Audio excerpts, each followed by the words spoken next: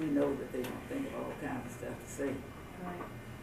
Well, we deal a lot with work-related injuries, and companies that are not organized are typically very much so more abusive towards their injured workers than the unions, you know, the companies that have unions that stand behind them.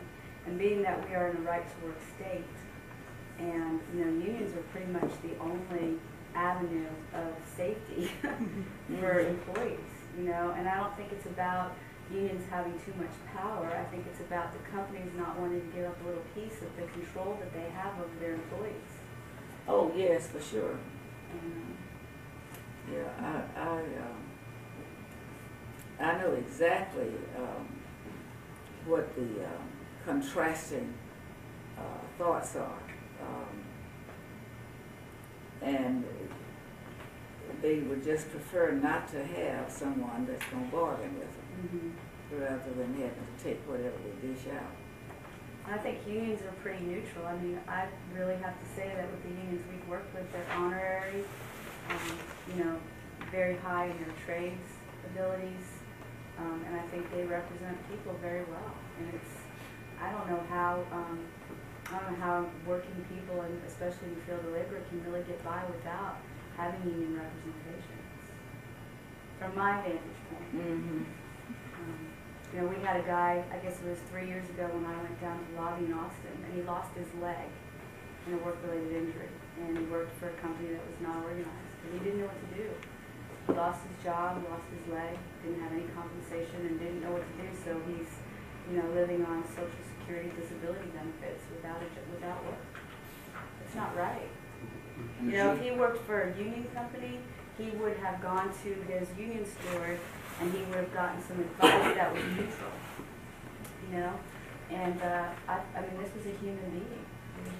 Rawson was fired for appearing in public and saying that the nurses needed to organize so that they could get the patient ratio problem fixed. I'm Rasa, and another thing, Congresswoman, is that we have, as nurses in Texas, have no one to speak for us or to stand up with us. If the hospitals say we did it, we did it. They said we have peer review. The peer review is administration and nurses in administration, so it's none of our peers that's working with us. They terminate us if we refuse to accept an unsafe assignment. We're terminated.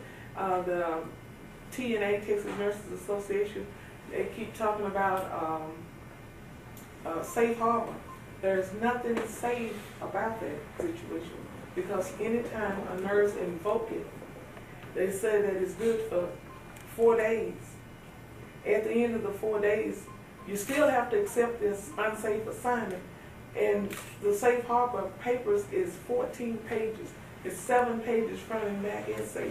While you filling that out, you could take the patients and go on. But our thing is we have no rights on the job. If you speak up, they terminate us for whatever reasons. I was terminated because I was on a public forum and it was on the TV, and I was speaking up about the unsafe assignments that the nurses are required to take. And the only thing us as nurses have ever asked for was more help. We've never made a fight over the money. It's been help. But they'll put $10,000 sign-on bonus when they can give us another nurse. They pay $35,000 to hire, orient, and train an RN to work in a facility, to let her walk out the door, because they will not give us more help. And this is all we're asking for, is some help, so we can stand up and speak without being retaliated against for speaking out. And we appreciate, I appreciate your support of this bill based on the fact that I moved here 25 years ago from Boston, a union state, to work for American Airlines, one of the largest employers here in North Texas, and worked for the only group that was not union, and I spearheaded a union campaign and was terminated for that in 1996. Knowing full well it was going to take 3 to 5 years to fight in federal court, I decided to instead become a full-time union organizer, and I'm still working with that group now. We appreciate this bill because even with non-airline groups, I've worked with the Comcast Time Warner here in North Texas, one of the biggest anti-union employers here. We can't even get to the point of bargaining after we win an election because the company doesn't show up for bargaining. The company takes their employees. In the case of Comcast and Time Warner, they offered their employees overtime even though there was no work. When you come in for overtime, they allowed you to sit at a table like this and play dominoes all day while they paid you.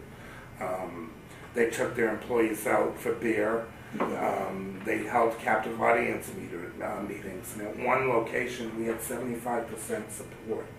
And after they terminated folks, they dragged their feet, didn't show up for our bargaining meetings. When we presented bargaining issues to them, they never responded to them.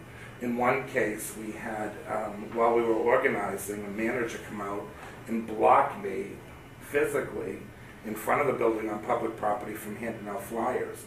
And when we had our meeting at the National Labor Relations Board, they denied it. If we didn't have photos of that happening, we never would have won charges. Now, we won charges against the company, but all they were required to do under this law was post a flyer in the office that said, "We'll abide by the labor laws in this state."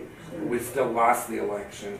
They still terminated people. And in one case, we had a group of folks, mostly African-American women, working at a call center in South Dallas.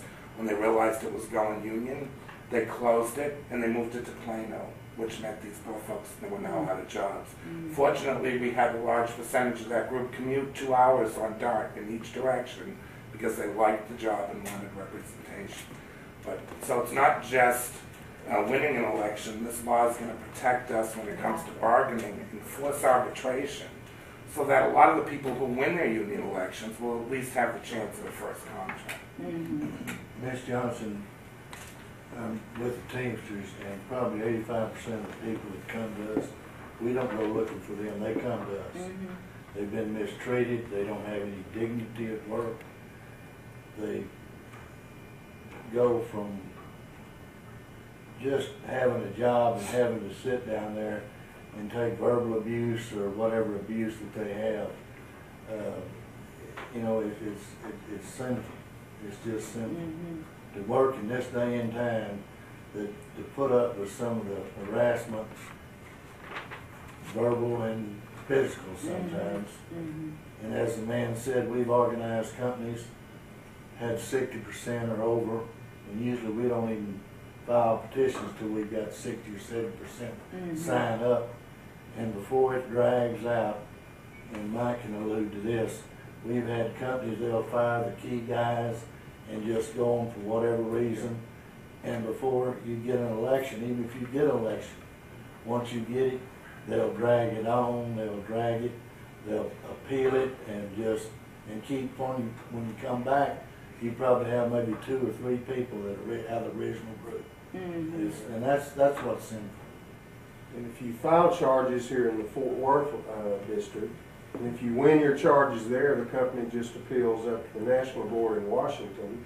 And as you well know, with the George Bush appointees that we've had up there, it's an automatic win for the company about 90% of the time, regardless of the facts of the case. And usually it's 2 or 3, 4 years down the road. And all those people are usually gone. Yeah. The time all the union supporters will be fired before there's ever a decision made.